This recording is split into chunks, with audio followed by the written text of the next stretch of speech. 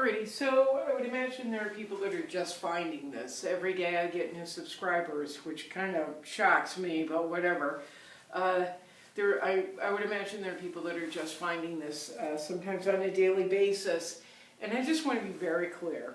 I don't really teach anything. I don't show you how to apply paint. I don't talk about color theory. I don't talk about any of it. I talk about what I know best, and it's about just being an artist.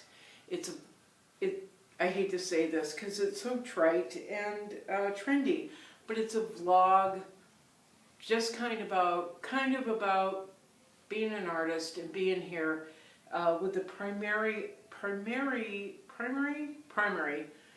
underlying theme being just not giving up. Although, as I've said in about 100 videos, I've wanted to give up. I've wanted to give away my paints, or I've almost been there out of frustration and sadness for my lack of ability to actually make it anywhere in life. Poor me. Out of sadness and frustration, I've almost given it up and thought many times, I really should focus on just a 9-to-5 job making money that I can put in the bank and keep there until I die.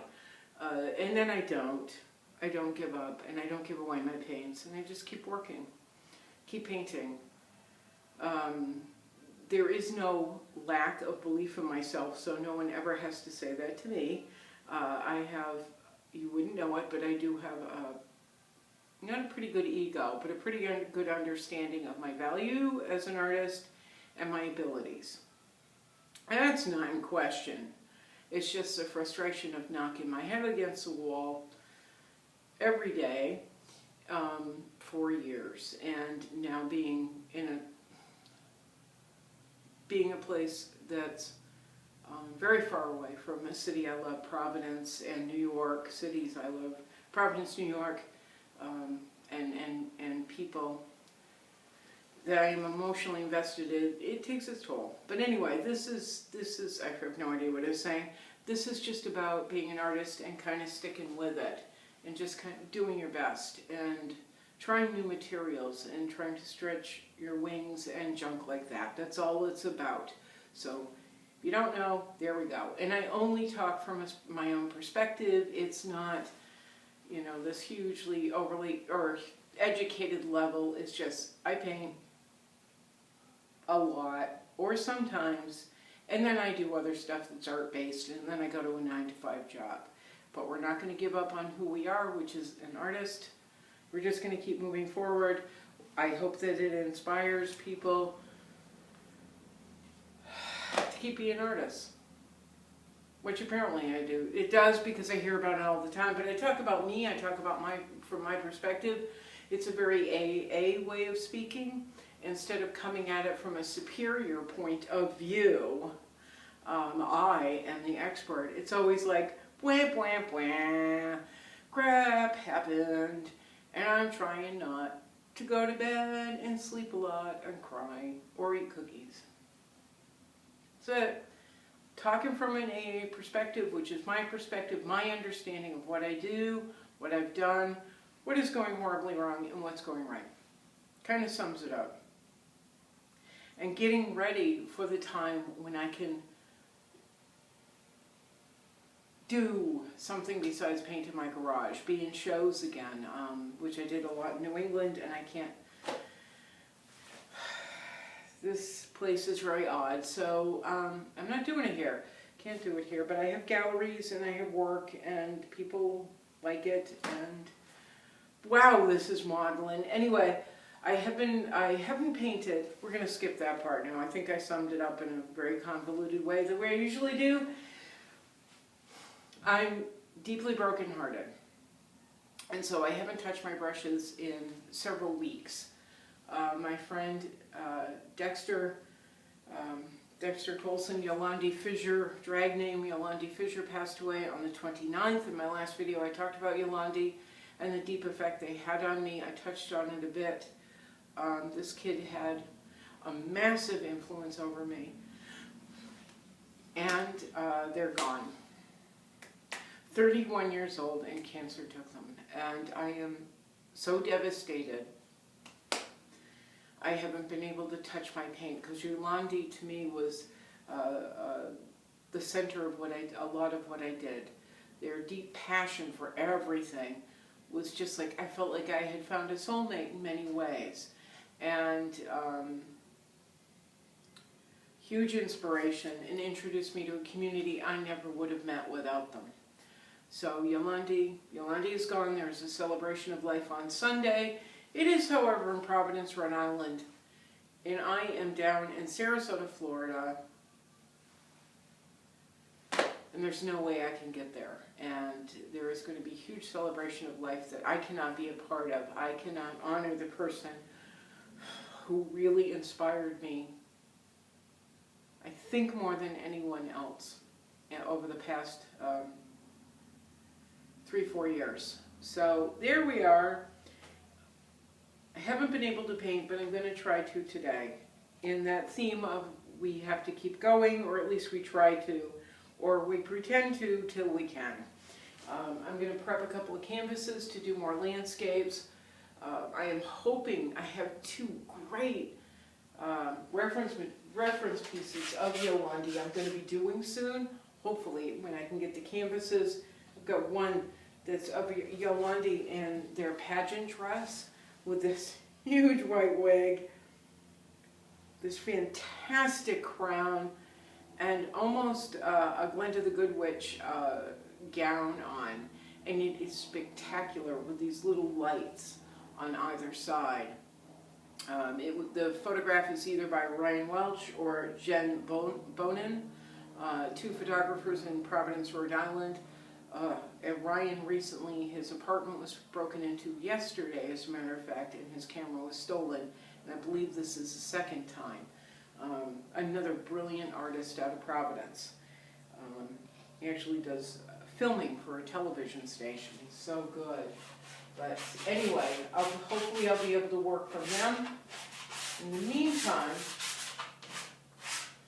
we're going to try and keep going by prepping canvases. Whoop-de-doo. While I wait for my scooter to charge, because it died at the laundromat after I ran out of quarters and tried to head to the bank. La la la, life is a dream.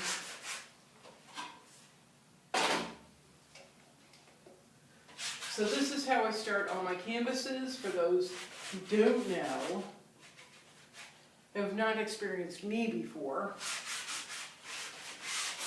I start them off with black and white swipes. Then I'm not using as much aerosol as I used to on my canvases. Who knows why? I just didn't the past few. Instead I've been using straight, where is it? Oh, I don't know where the painting is. I've been using straight oils, and the results of that are down. Good, I just got paint on the floor. On the freshly painted floor. Okay.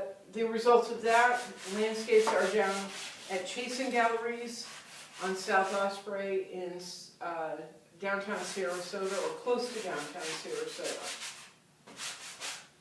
So there is, as you can gather, there's absolutely no rhyme or reason to the things I do.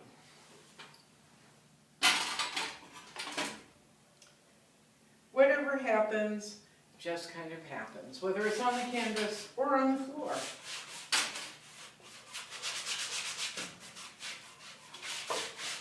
But I prep with black and white gesso because it makes painting more adventurous and fun for me. Creating a puzzle that I may or may not be able to get myself to solve. Holy Christ, okay.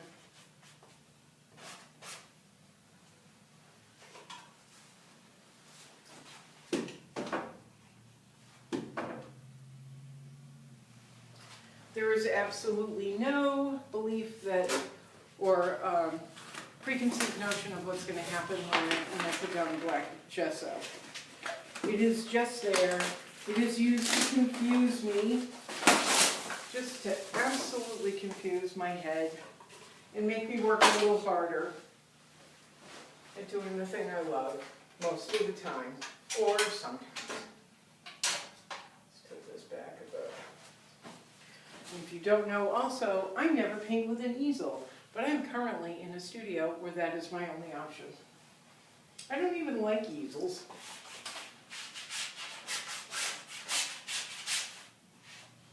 And I'm getting paint everywhere.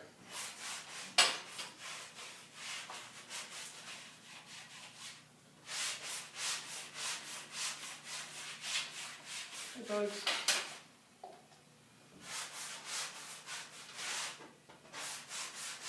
I do believe we need a tarp. That would probably be a brilliant idea.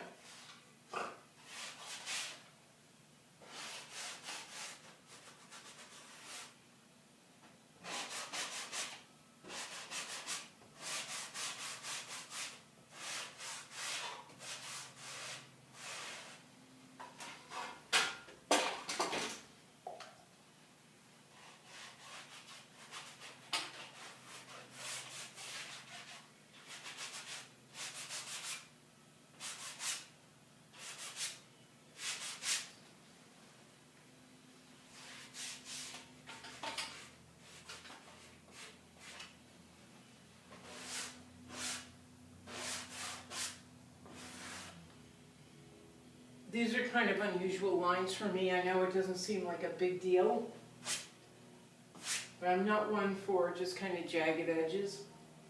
I like to close them in. I don't know why, I just do. We're going to try some jagged edges. It won't make a difference in my painting, most likely, but it might. But it might.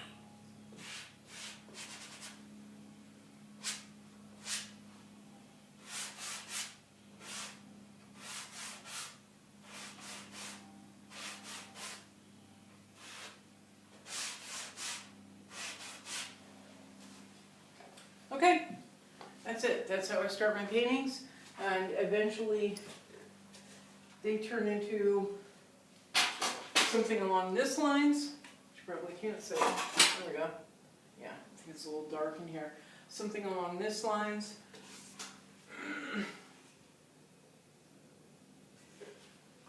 Which is, this painting is only about 75% of the way through.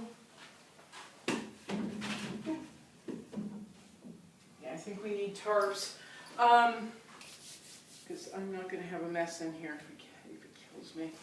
But yeah, it turns into this, blah blah blah. Anyway, all right, we made a really good attempt today. I hope things are moving a little bit easier for you, but at least we made an attempt today, and that's the thing. It's just like try. That's it. At night, however, I've not given up entirely on producing work. It's just painting is really difficult for me now. Right now, very, very difficult. It's emotional.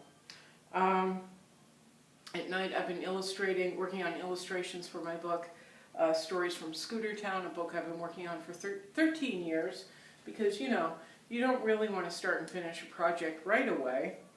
But yeah, I've been working on that. I've been working on gifts I'm sending out to people using characters from Stories from Scooter Town. I've been building things for my grandson out in Seattle, Washington, based on a couple of characters there. So I've been doing stuff at night. I have Netflix rolling, so I'm not just like completely lethargic and unproductive. But here we are. We've gotten this far, so we're going to stop, and I'm going to see if my scooter is charged and get back to the laundromat to get my very wet clothes, and there we are. All right. Happy New Year, everybody. It's 2020. Happy New Year. Let's see what we can do. Okay. Ciao.